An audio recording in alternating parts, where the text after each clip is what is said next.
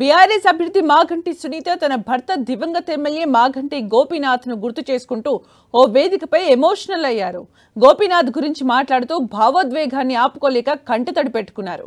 అయితే సునీత కన్నీళ్లను అడ్డం పెట్టుకుని బీఆర్ఎస్ రాజకీయాలు చేస్తుందని ఆరోపించారు తెలంగాణ మంత్రులు. రాజకీయ లబ్ధి కోసమే సునీతను ఓదార్చుతున్నట్లుగా కేటీఆర్, హరీష్ రావు డ్రామాలు చేస్తున్నారని మండిపడ్డారు.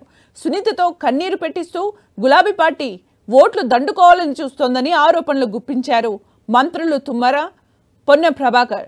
మంత్రులు పొన్నం, తుమ్మల కామెంట్స్ పై బీఆర్ఎస్ కూడా స్ట్రాంగ్ కౌంటర్ ఇచ్చింది. తుమ్మల నాగేశ్వరరావుకు మానవత్వం ఉందా అంటూ మాజీ మంత్రి శ్రీనివాస్ గౌడ్ తీవ్ర స్థాయిలో మండిపడ్డారు. ఒక ఆడబిడ్డ తన భర్తను గుర్తు చేసుకుని కంటతడి పెడితే అవమానిస్తారా అంటూ నిలదీశారు. మంత్రుల వ్యాఖ్యలు మాగంటి కుటుంబానికి మనస్తాపం కలిగించాయన్నారు.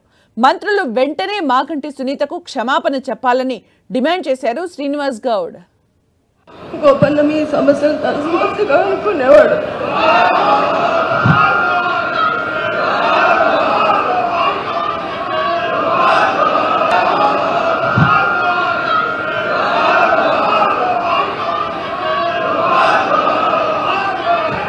నేను జాలి పడతా ఉన్నా నా సోదరి పట్ల. ఎవరికైనా బాధ ఉండొచ్చు, కానీ వేదికల మీద రాజకీయ ప్రసంగాల మధ్య కన్నీళ్లు పెట్టుకుని సానుభూతి ఓట్లు సంపాదించాలనే ప్రయత్నం చేస్తున్న మీ కేటీఆర్, హరీష్ రావు, ఇతర టీఆర్ఎస్ నాయకులను కోరుతా ఉన్నారు. మీరు 10 సంవత్సరాలుగా జూబ్లీహిల్స్ కు చేసిన అభివృద్ధికి సంబంధించిన చర్చ రెడీ. ఆ అంశం చెప్పలేక కన్నీళ్లు పెట్టుకుని ఒకరు ఓదారుతుంటే ఒక ఈ డ్రామా అంతా కూడా సినిమాలో చూసినట్టు అనిపిస్తా ఉంది.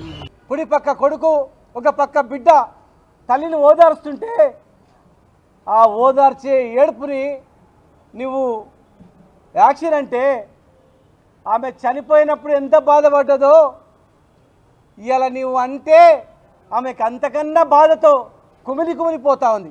అయ్యో నా భర్త చనిపోయి నేను బాధపడితే నా ఏడుపుని కూడా యాక్షన్ అంటున్నారు వీళ్ళు, అది ఎవరో కాదు మా కులపల్లె అంటున్నారు అని చెప్పి కుంగిపోతా ఉంది ఆమె. వెంటనే క్షమాపణలు చెప్పాలి.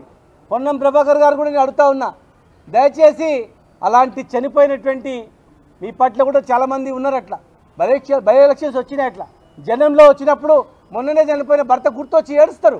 ఏడ్చింది ఓట్ల గురించా?